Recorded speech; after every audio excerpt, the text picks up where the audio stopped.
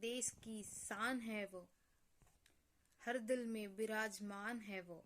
देश के लिए किए बड़े काम है, हमारे बाबा साहेब बड़े महान हैं। हे व्यूअर्स, जय माता की। कैसे हैं आप सब?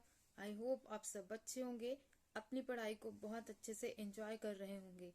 मैं रंजना विश्वकर्मा आज ऐसे टॉपिक के बारे में बात करने वाली हूँ जो कि एक टॉपिक ही नहीं, महान मुद्दा कहा जा सकता है।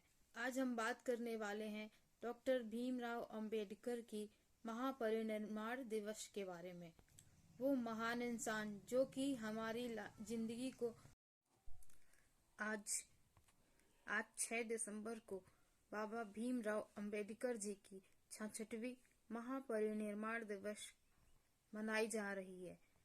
चलिए पहले बात कर लेते हैं प्रमुख बिंदुओं पे। महापरिनिर्वाण दिवस क्या है आखिर? परिनिर्वाण, जिसे बौद्ध धर्म के प्रमुख सिद्धांतों और लक्ष्यों में से एक माना जाता है, यह एक संस्कृत शब्द है जिसका अर्थ मृत्यु के बाद मुक्ति या स्वतंत्रता है।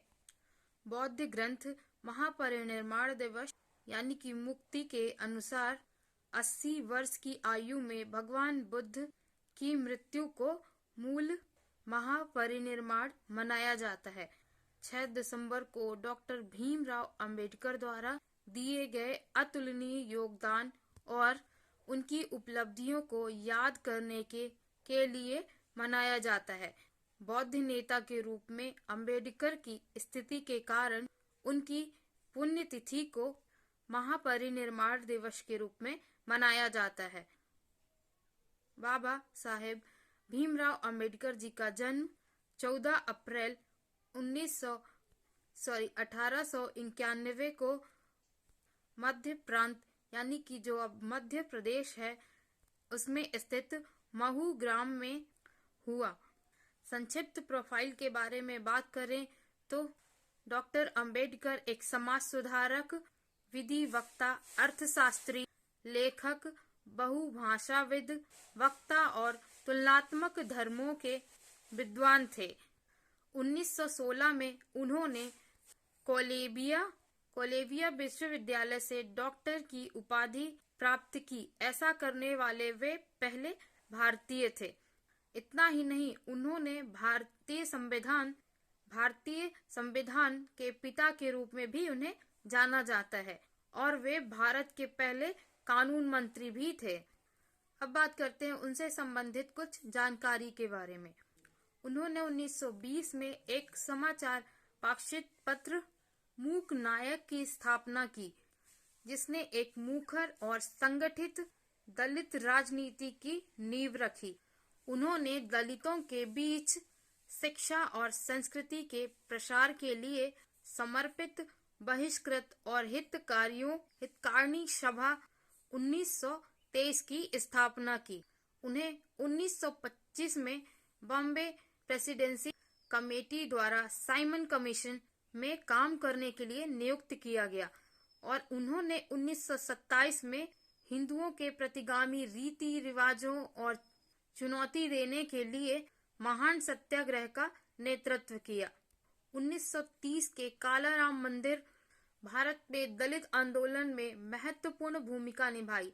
इस आंदोलन के दौरान उन्होंने दलितों को मंदिर में प्रवेश करने की अनुमति दिलाई और तीनों गोलमेज सम्मेलनों में भी भाग लिया। 1932 में उन्होंने महात्मा गांधी के साथ पूना समझौते पर हस्ताक्षर किए, जिसमें दलित वर्गों सांप्रदायिक पुरस्कार के लिए अलग निर्वाचक मंडल के रूप में विचार को छोड़ दिया।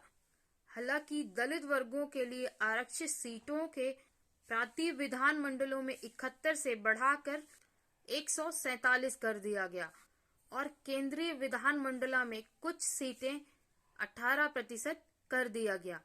1936 में वे एक विधायक के रूप में एमएलए के रूप में बॉम्बे विधानसभा के लिए चुने गए।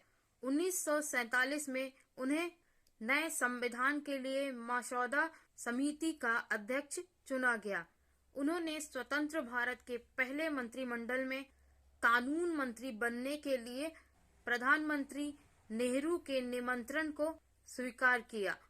उन्होंने 1951 में हिंदू कोड बिल, हिंदू समाज में सुधार के उद्देश्य से बिल पर मतभेदों के लेकर मंत्रिमंडल से इस्तीफा भी दे दिया। 1956 में उन्होंने बौद्ध धर्म अपना लिया। 6 दिसंबर 1956 को उनका निधन हो गया। 1990 उनके मरणोपरांत उन्हें भारत रत्न से सम्मानित भी किया गया।